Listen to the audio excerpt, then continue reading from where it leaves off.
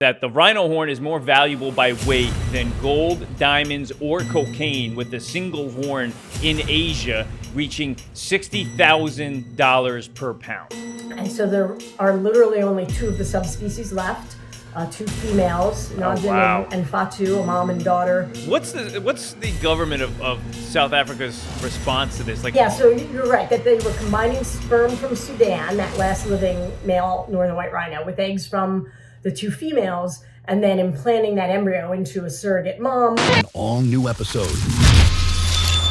No politics. No one is talking about this. No politics. So why are rhinos considered the most endangered animal in the world? Well, hey, Daniel, let me start by thanking you for having me on and focusing some attention on these highly imperiled and really pretty magnificent animals. So thank you for having a show about rhinos. There are 5 species of rhinos, 2 in Africa, 3 in Asia. All are suffering from some level of imperilment. And in the past decades, some have been unbelievably at risk of extinction, primarily due to poaching. So rhinos face threats like most animals do these days, with habitat loss or fragmentation, climate change impacts, even invasive species, which is an interesting thing maybe we'll chat about later. But the primary cause of imperilment for all 5 species has been and remains poaching for their horns. Which parts in particular in the world, like the most, you'd say?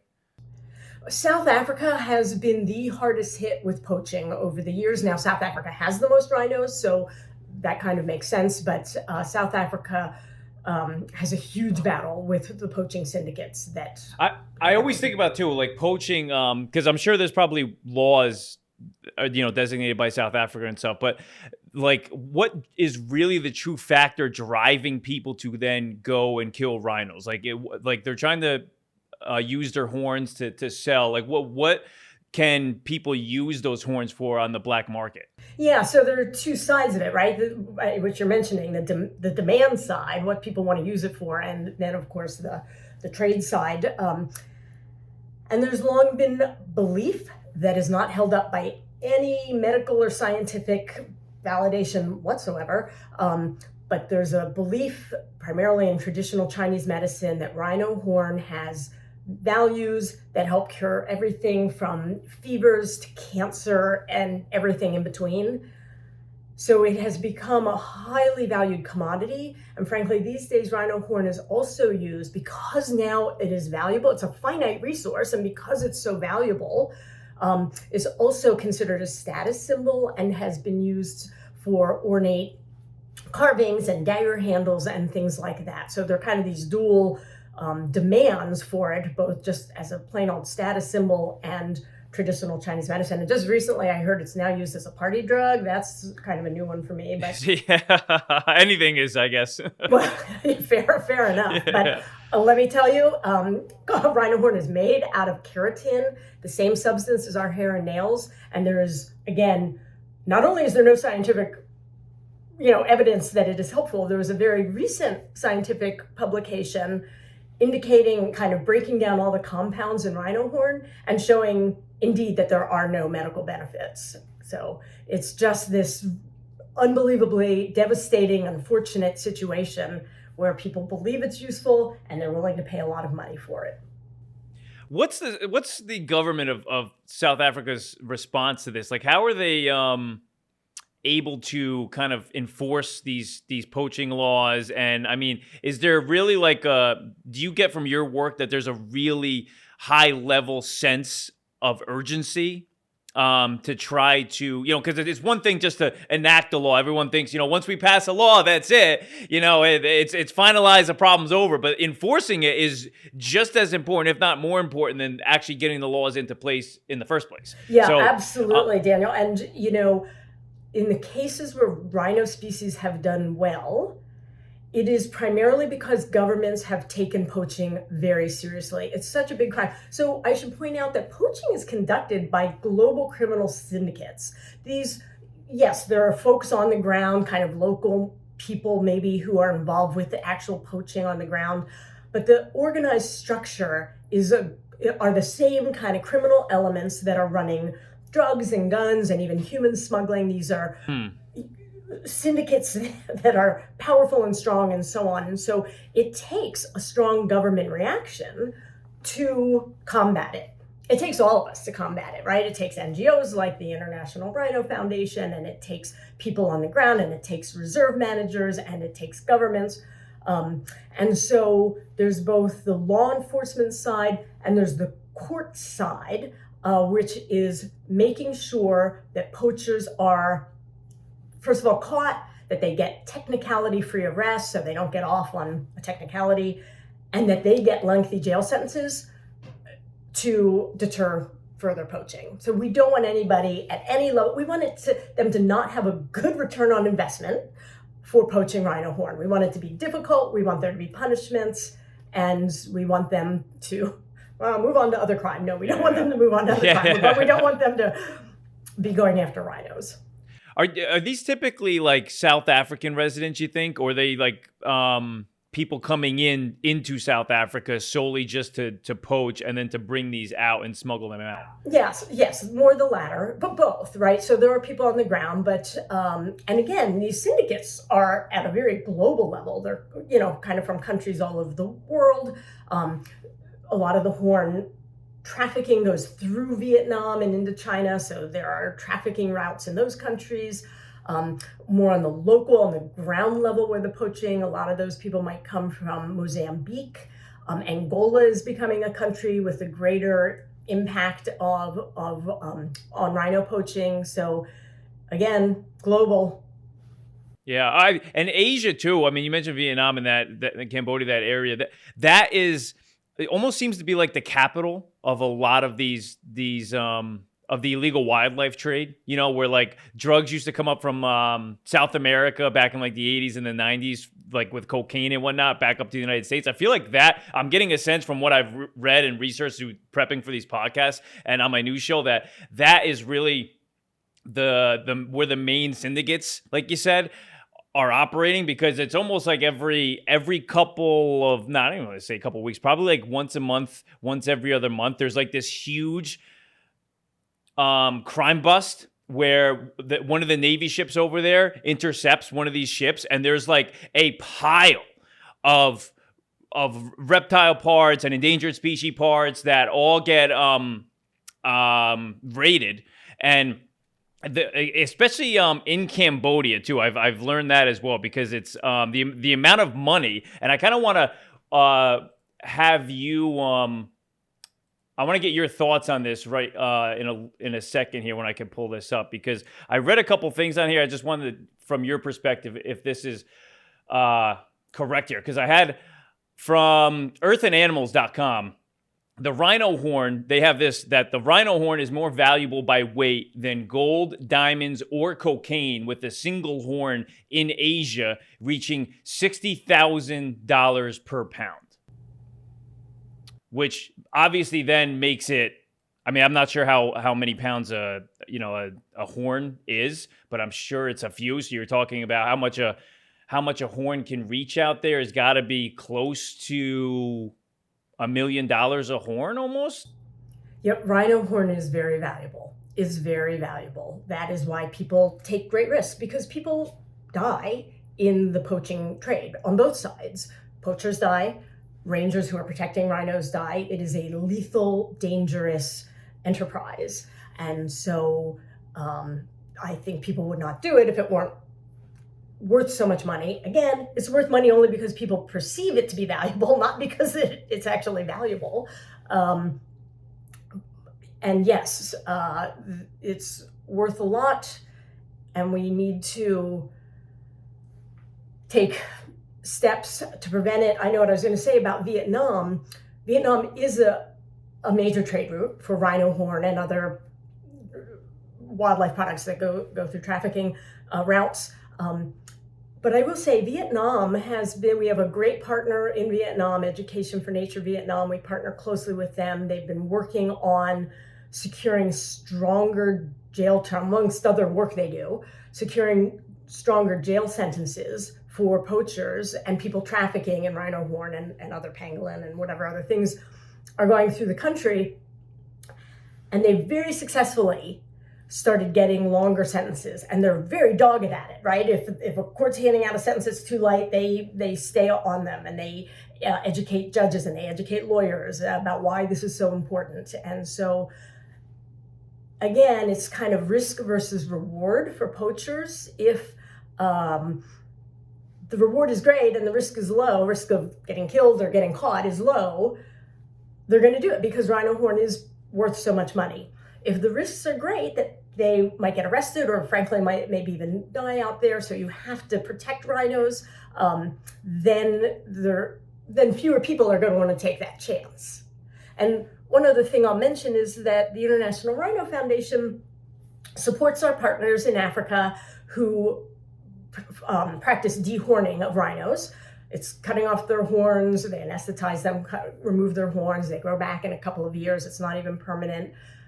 Or to make them less valuable to poachers. Make them less valuable and make that return on investment. So you can't completely get rid of a rhino horn, right? So there's still a little left, but it's not going to be worth a poacher's time most of the time to risk their lives or jail by going after a little bit of a stub of a horn that's left over. And so we support our partners who believe in, not everybody likes to do the dehorning. They like to see the rhinos with the big horns. And believe me, these are magnificent animals. And the horn is one reason that makes them so majestic.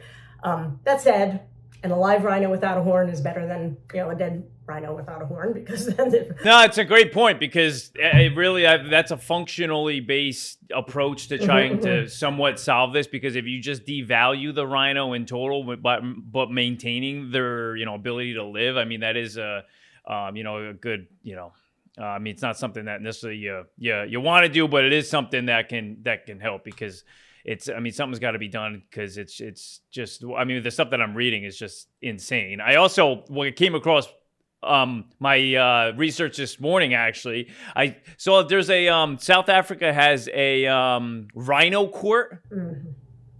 Can you tell me a little bit about that? Because that was like the coolest thing. It reminded me of the Philadelphia Eagles having like a court system in their stadium, because people would just get so out of control during the games that they actually created their own court system in the stadium. And I was like, that's the coolest thing.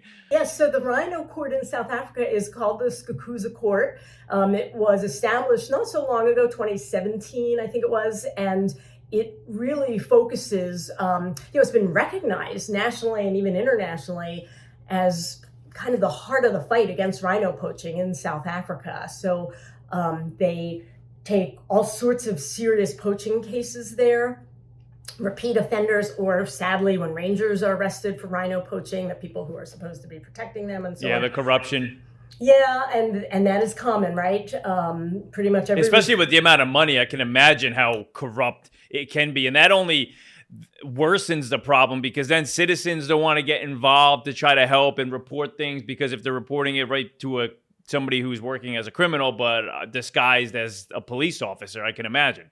Yeah, and people get into, I'll get back to Skukuza Court in a moment, but people will enter poaching for a variety of reasons, but one of which is they get caught up financially in life. They have cars that break down and they can't afford to fix them, or they have a sick family member and they need medicine and so on. And the poaching gangs take advantage of people who are in need at that time. They loan them money, and then they're loan sharks, who are demanding money, and the only way the person can pay the money back is to do something illegal, like help with rhino poaching.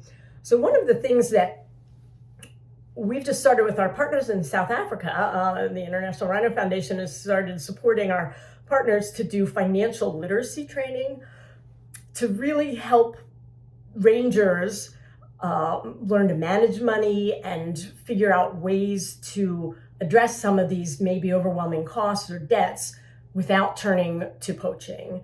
And so it's just one of many, many tactics we're using. I'm sure you and I will talk about a few more today, but that financial literacy is a piece of why people get into poaching, financial problems. So the Skukuza Court has an unbelievable success rate for convictions and sentencing. And frankly, in the past year, there have been some pretty incredible sentences all over the world, right? Indonesia had sentenced someone for 10 years in prison, and that was the longest sentence, or 12 years in prison. That was the longest sentence of a wildlife crime in Indonesia. That was for rhino poaching. Oh, wow. Of Javan rhino. The Skakusa court in last summer, July of 2024, sentenced somebody to 32 years in prison. So decades in prison. Damn, 32 years. Wow. Yeah. So, this is what will help. If you make it hard for them on the ground, you make it hard for them to get to rhino horde. And then if they get caught, you really make them regret it. And in fact, the poacher who has got this really long sentence through the Skakusa court made some public statement to the world, like, don't get involved with these poaching gangs. They ruined my life. And so it's working. We're fighting the bats, a constant battle, but we get some victories, and I believe we're making progress. And rhino numbers for 3 of the 5 species are improving. Population numbers are improving for several of the species. So yes, we have some victories. Yeah, well, I was gonna say, because I have a little question for you, because like how these poachers are able to pull this off, because I come from a family who does some deer hunting, like throughout deer season, and a big buck, 400 or 500 pounds or so, it takes a few people to kind of haul that out of the woods and chop it up, and I mean it's a all day ordeal. And thinking of a rhino, a couple tons, 5,000 pounds of animal is a humongous beast. It's A, not going down easy.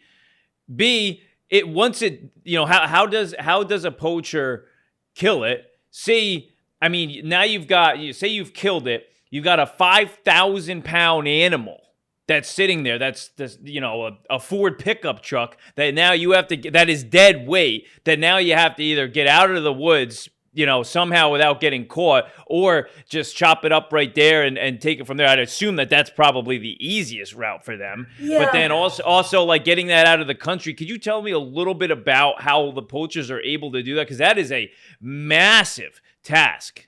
Yeah, they're going for the horns. So they get in there, they kill the animal, they take off the horn. They often will remove a tooth, because that's how they sometimes demonstrate that the horn is real and not some kind of fake.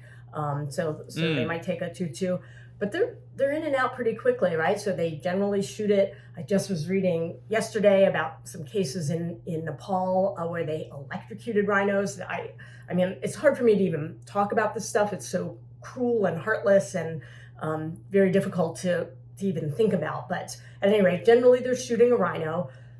They're getting in there. There's a team of them, a couple of guys. They get in there, remove the horn, maybe take some teeth, and they're out of there. And they just leave the rest there. And they just leave the rest. Yeah. I mean, there have been cases where they'll try to bury a carcass so that they can kind of, but that takes a long time too, because as you say, it's a very large mammal.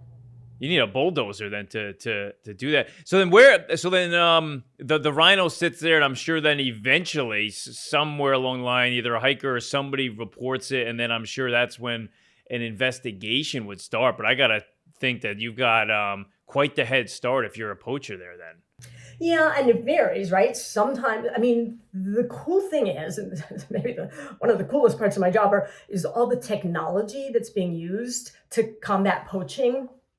And so often, not always, and I don't even know the percentage of time. So sometimes, right, poachers are in, they get their stuff, they're out of there. Then when a carcass is discovered without a horn, there's an investigation. IRF has, frankly, investigators on staff in India and elsewhere that do that kind of investigation to try to track down poachers, sometimes quite successfully, sometimes not.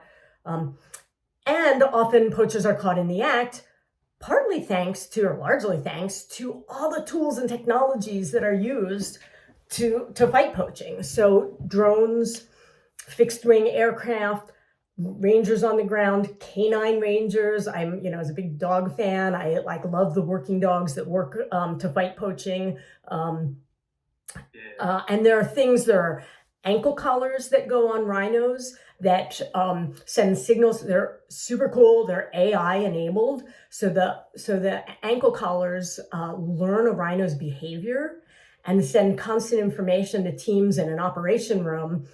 And because they learn the rhino's behavior, they can tell when the rhino is behaving abnormally. So if a rhino is still for too long, it could indicate that it's a female giving birth, or it could indicate a deceased rhino. It enables the reserve staff to get out there and investigate right away and prevent additional poachings, or be that much faster to be able to catch poachers in the act before they've escaped. So the technology is kind of what's probably going to save us. Yeah, no, it's wild. Especially you get some drones over there, and as long as you just get footage of someone going someplace. I mean, at this around the same time as the rhino falling. I mean, I'm sure it's maybe you don't catch them that day, but at least you can start tracking them then. Well, let me tell you, I've done kind of exercises with drones overhead, and it's pitch black. It's not like where I live in the DC area, where no matter any time of day, there's still ambient light from all the city lights. No, it can be like pitch black, and then there's a drone overhead, and you kind of don't know where it is, and you hear it, and it's really nerve-wracking. And so even part of it's kind of a psychological warfare with the poachers. I mean, the technology literally helps with photos and so on, and this kind of psychological warfare where like just creep them out, right? Like make this a very unpleasant thing to do.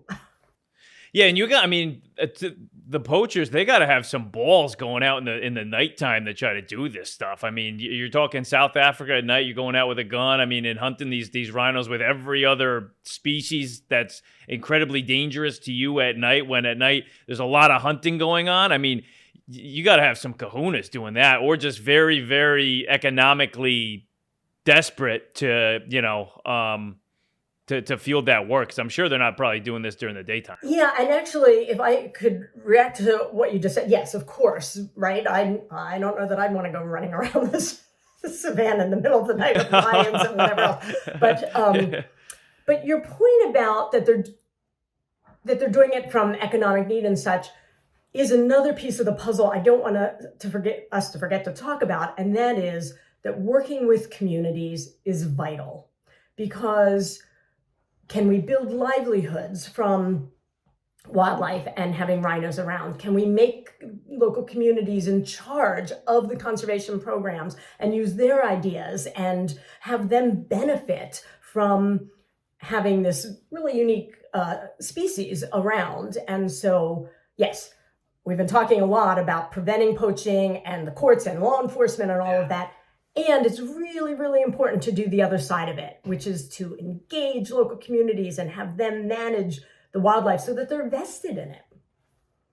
Yeah, because that's important, because you got to have them care, otherwise they're, it's probably very easy just to, provide information to poachers to then get a fat check and not have to be involved. That would be,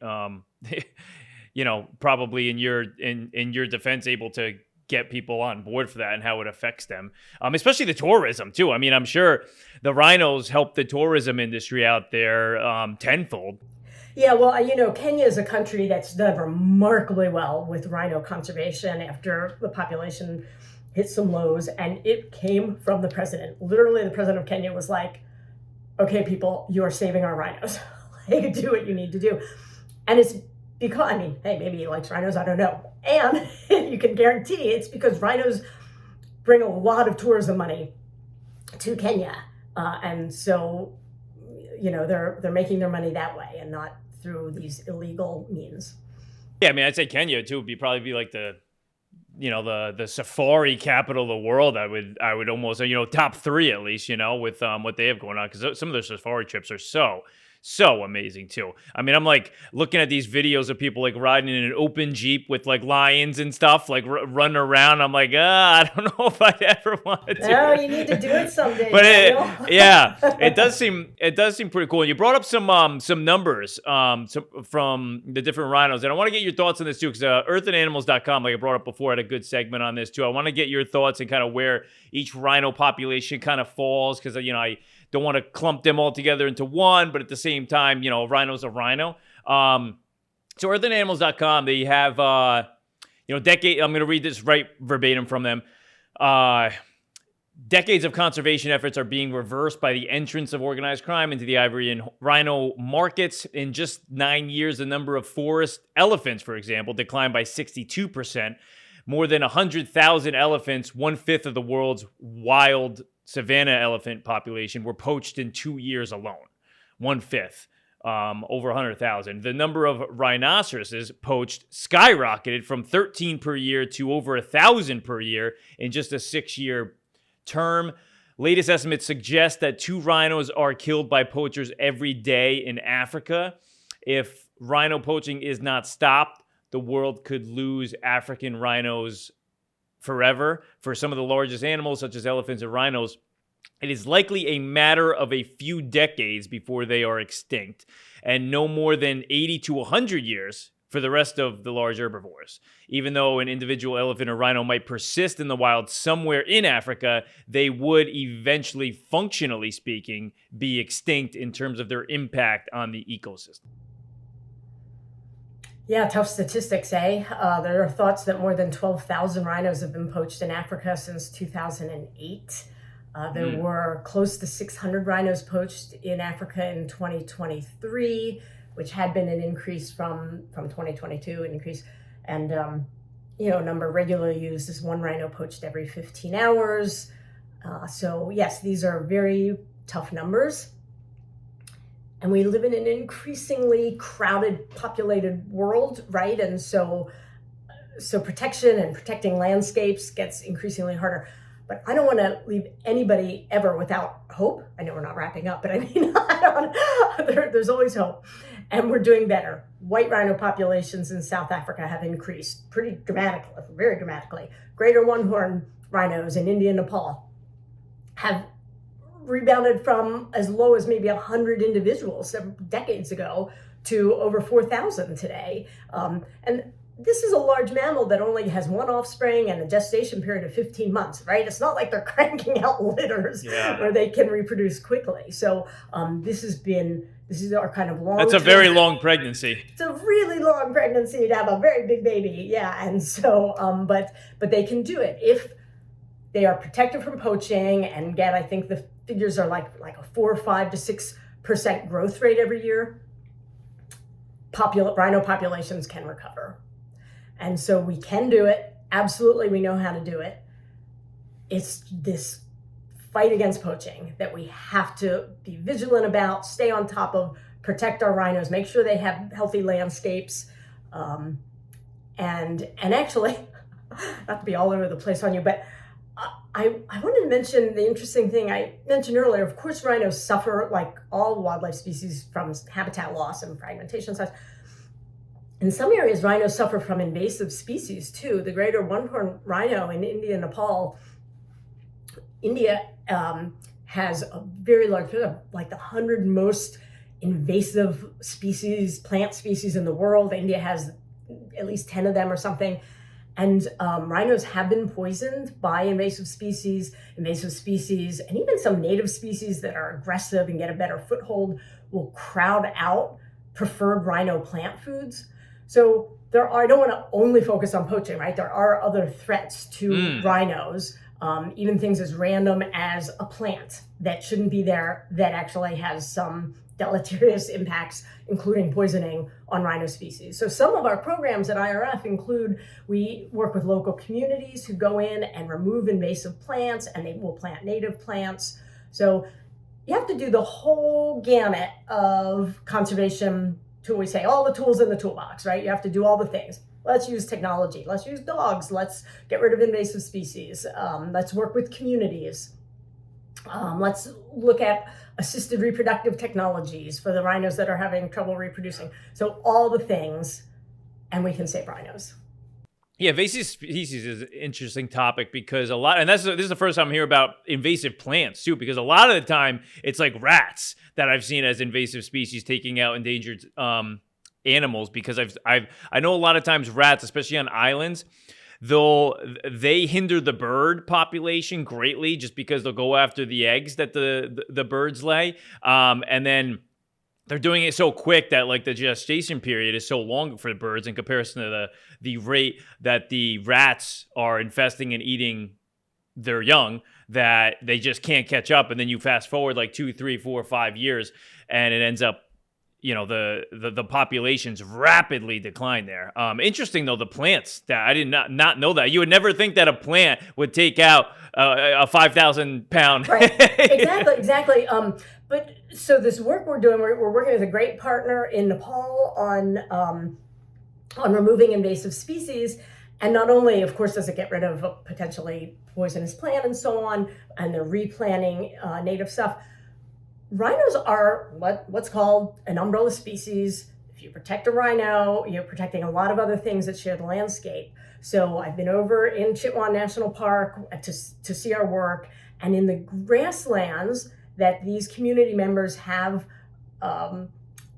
salvaged by getting rid of the invasive plants and such, it's not only beneficial for rhinos, but a whole host of other species that rely on grasslands, including birds. Oh, and Manas National Park in northern India, which is beautiful. The grasslands there are so pretty. My staff were teasing me when I came back from India. I'm like, oh my God, the grasslands are so gorgeous. I was geeking out on the grass. Yeah. And it's great, not just for rhinos, but for all sorts of things. Yeah, and we were talking about numbers before with the rhinos. Which rhino out of the 5 is doing the worst? Well, you might have to toss a coin between the 2 Indonesian species, Sumatran rhinos and Javan rhinos. Both of them are incredibly imperiled with numbers that are that no one knows for sure or can really agree on, but we know for sure that it's fewer than 80, and really, in the case of both species, or particularly Javan rhinos, far fewer than 80. Oh, wow. I'm sure they're tracking probably most of them then, right? They are. There's a slight difference with these animals that are in Indonesia versus Africa, and that is they live in very dense jungles. They're very reclusive and shy. So it is hard. We are funding a monitoring program with Javan rhinos right now, and we are hoping in 2025 that our partners can get. We have camera traps out there, and so we're hoping to get a robust population count in 2025. You maybe read in the news that after decades of no known poaching of either Sumatran or Javan rhinos, in 2023, we discovered poaching and the government of Indonesia was on top of it. They reacted so quickly, captured a lot of the poachers. They haven't gotten all of them yet, sent them to the court process very quickly as well. They got some very lengthy sentences on. But the poachers have claimed killing anywhere between 18 and 26 Javan rhinos. Oh, wow. Which is devastating for such a small population. Again, that we said is kind of slow to reproduce. The good news is Javan rhinos are reproducing in the wild. They've had at least 6 calves in the past couple of years in the wild. And so that's incredible. But to lose a third of the population is heartbreaking. Yeah, you're almost like cutting them in half too. And then depending on, if they're able to produce too, you're talking like if you're killing ones that are, are mothers and fathers that are protecting their young, then the young are very susceptible to not surviving regardless then too. I read the endangered red wolf. There was a father was killed by a car, and it had a litter of three young ones, and the 3 young ones didn't survive because the father died. So like there's this domino effect that really, it goes much further than just one dying, because you're talking, say a third, like about 30% of them got poached. Well, if they were parents, guess what? Now you're talking the young ones are probably not surviving either, which bumps those numbers up even further. Well, boy, you're absolutely. I read that story about red wolves too, and that's so sad. And wolves, much more than rhinos, are pack animals. But a different aspect of what you're saying is that it impacts the demographics. And when you're talking about such a small population that remains, you're taking in animals that might be valuable genetically, and already with Javan rhinos in particular, the genetics are a little tough because the population had gotten so low. So yes, you're right. There are repercussions far beyond losing an individual animal. Yeah, and how are the northern white rhinos doing? Well, so they're doing the same, and just to go over the basics, the northern white rhino is subspecies of the white rhino. They're southern white rhinos and northern white rhinos. The last male northern white rhino, Sudan, died 2018, I think it was 2017, 2018. So the last male northern white rhino died. Northern white rhino, and so there are literally only two of the subspecies left. Two females, Najin and Fatu, a mom and daughter.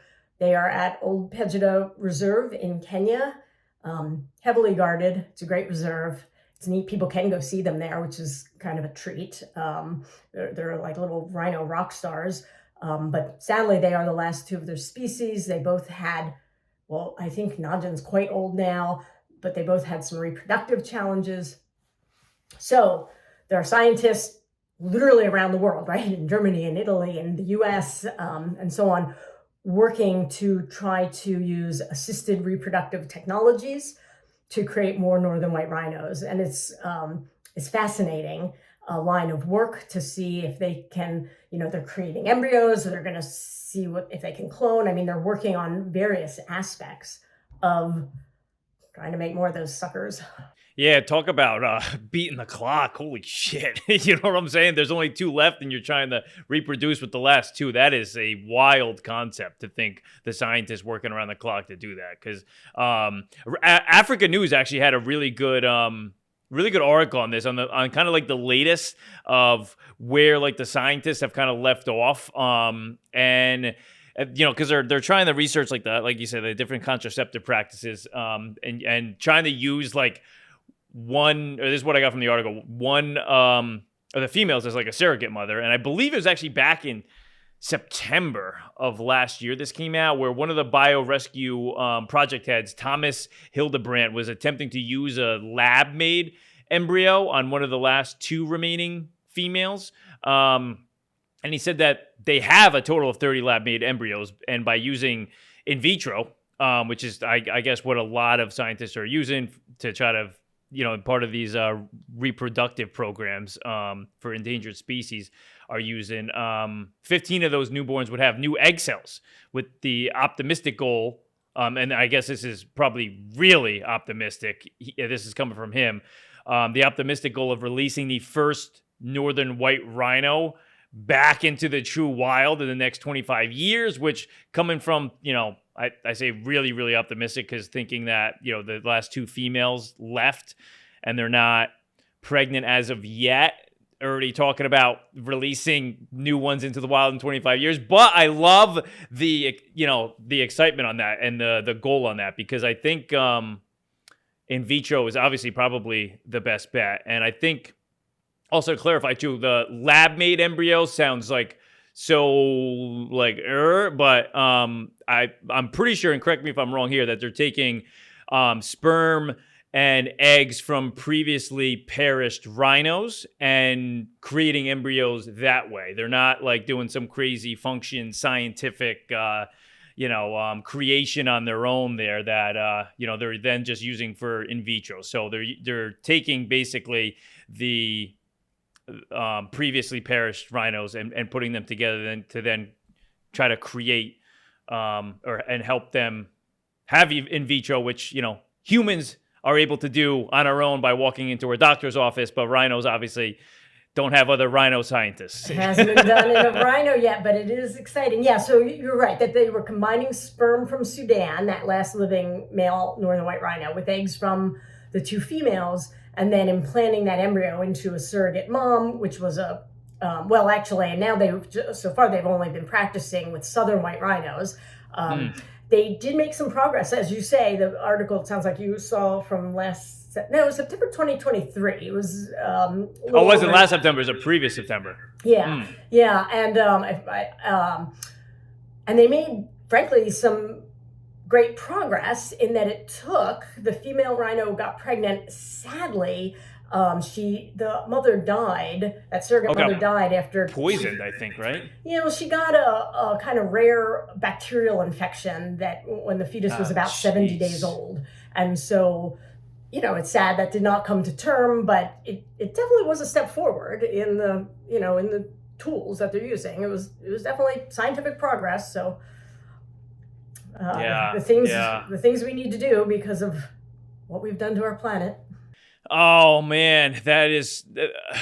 I mean, it does leave some optimism that it does work because a pregnancy did begin, and that is some amazing work too. But obviously, infection and those rhinos being so humongous, has got to play some sort of role in being, I'd say, susceptible to these types of, where you're opening them up or doing any sort of operation, and like you said, too, the invasive plants probably too also is a factor in trying to, because you don't even want to, like, you almost want to just put them in a cage for like 15 months just so they can't like get infected with anything. But then, obviously they need to kind of roam and be healthy as well. Oh my God, that's but so funny geez, you man, say that, because when I went to Old Paget and saw the two northern white rhinos, and we're driving out in the safari jeep, and I just saw these two rhinos. Actually, there are three of them because they hang out with a southern white rhino friend.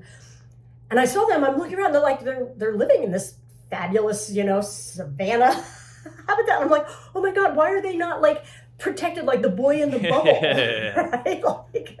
But they are quite well protected, I assure you. But yes, you want to just keep a really close eye on those gals. Yeah. The guy who he works 25 days and then gets 5 days off every month because he is the armed guard for those last two female northern white rhinos too. And it was funny because he was just like telling them how like.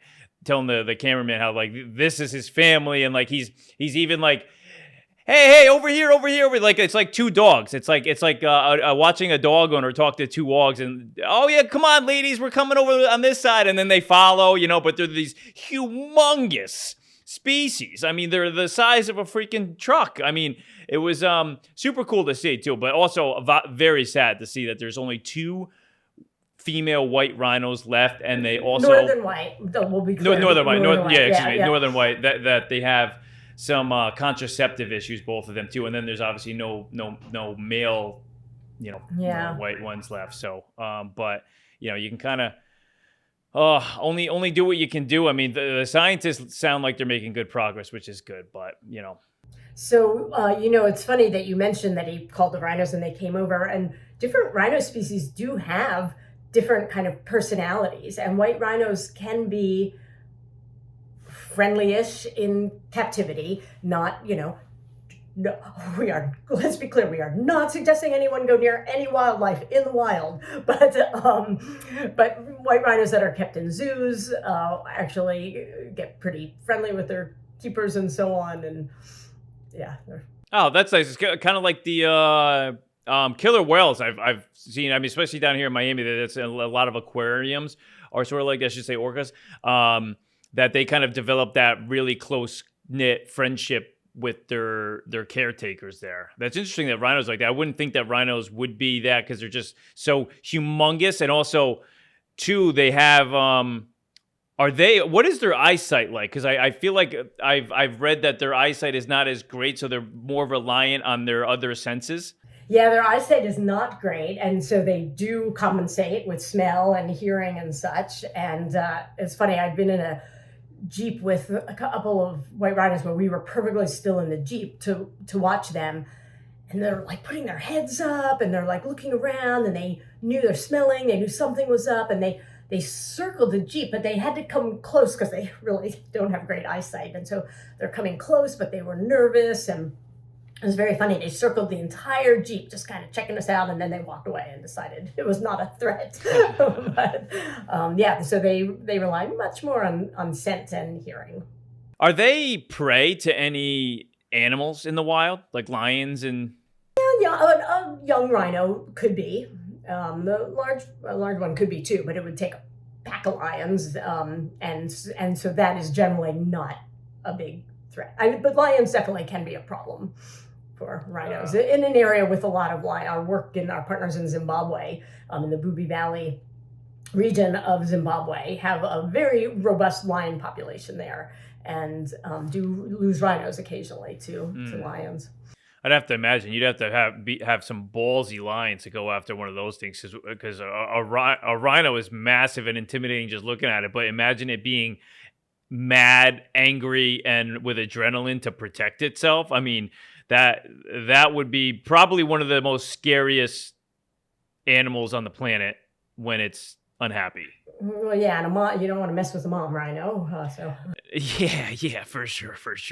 And I want to hit you with a question, Nina, here. The International Rhino Foundation. So if say you had all the money in the world, got like $500 million tonight in a check, what would you be able to do? What would be your first steps to take with your approach to helping rhinos with that money if you had all the money in the world? what a great question.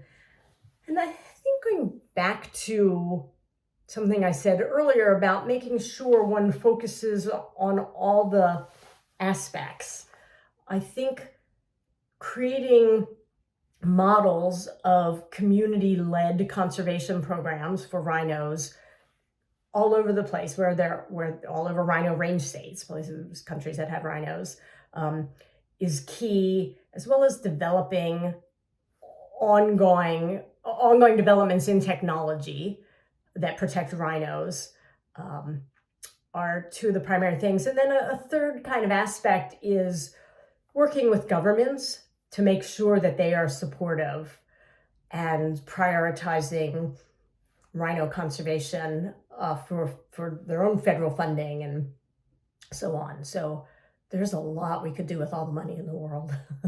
Yeah. And you'd say you probably focus most on South Africa then, just because that's where the primary poaching is because of the amount of rhino population there? No, I would spread it around all 5 species. We do a lot of work in South Africa. We have a fantastic partner, Stop Rhino Poaching in South Africa, a good friend and colleague who works with us on distributing funding to really good, important projects there. And we absolutely would do more of that. But I wouldn't ignore any of the species or any of the regions. So black rhinos in their range states. We have a neat program in Namibia, and I mentioned Zimbabwe, the greater one-horned rhino in India and Nepal, that are doing well, but have a long way to go.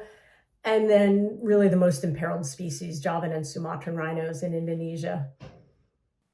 Okay, fair enough. That's that would be some good work. I wish I could send you a check for $500 million. Me too. That'd be fabulous. Yeah. What are some fundraising techniques are you guys able to do on your end too for the rhino? Do you guys do any of the adopt the rhino or like symbolically or so too? If you could let any of the listeners know kind of also how they can help if they want to and where they can find you. Absolutely. Thank you for offering that up. Yes, so rhinos.org. Check us out. We have a lot of information. We invite people to help by, first of all, learning more about rhinos. So we have all sorts of resources on our website. And then we really encourage people to spread the word. I mean, rhinos are cool, right? I never run out of things to talk about at a party because I say I work with rhinos and people are like, wait, what? And so you too can learn about rhinos and share and just spread the news and share the importance of rhino conservation. And then obviously funding is always helpful.